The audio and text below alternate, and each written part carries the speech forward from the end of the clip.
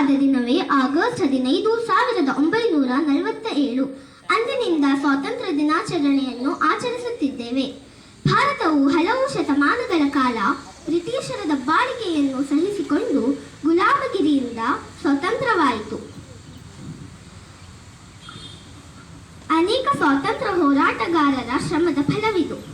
ಇಂದು ಶಾಲಾ ಕಾಲೇಜುಗಳಲ್ಲಿ, ಧಾರ್ಮಿಕ ಕೇಂದ್ರಗಳಲ್ಲಿ, ಸಾರ್ವಜನಿಕ ಸ್ಥಳಗಳಲ್ಲಿ ಧ್ವಜಾರೋಹಣ, ಸಾಂಸ್ಕೃತಿಕ ಕಾರ್ಯಕ್ರಮಗಳು ನೆರವೇರುತ್ತವೆ. ನಮ್ಮ ದೇಶದ ರಾಷ್ಟ್ರಪತಿಗಳು, ಪ್ರಧಾನಮಂತ್ರಿಗಳು ದೇಶ ಹಾಗೂ ಜನತೆಯನ್ನುದ್ದೇಶಿಸಿ ಭಾಷಣ ಮಾಡುವರು. ಜನತೆಯಲ್ಲಿ ನವ ಚೈತನ್ಯ ತುಂಬಿ ಜನತಾ ಶಕ್ತಿಯ ಪ್ರಭಾವದ ಬಗ್ಗೆ ತಿಳಿಸುವರು. ನಾವು ಹಿಂದೂ, ಕ್ರೈಸ್ತ, ಮುಸಲ್ಮಾನ, ಪಾರಸಿಕ, ಬುದ್ಧ, ಜೈನ ನಾವೆಲ್ಲರೂ ಒಂದೇ. ಜಾತಿಯ ಭೇದ ಮರೆತು ನಾವೆಲ್ಲರೂ ಭಾರತೀಯರು ಎಂಬ ಭಾವನೆ ನಮ್ಮಲ್ಲಿರಬೇಕು. ಇಂದಿನ ಮಕ್ಕಳೇ ಮುಂದಿನ ಪ್ರಜೆಗಳು. ಮತ್ತೊಮ್ಮೆ ಎಲ್ಲರಿಗೂ ಸ್ವಾತಂತ್ರ್ಯ ದಿನಾಚರಣೆಯ ಶುಭಾಶಯಗಳು.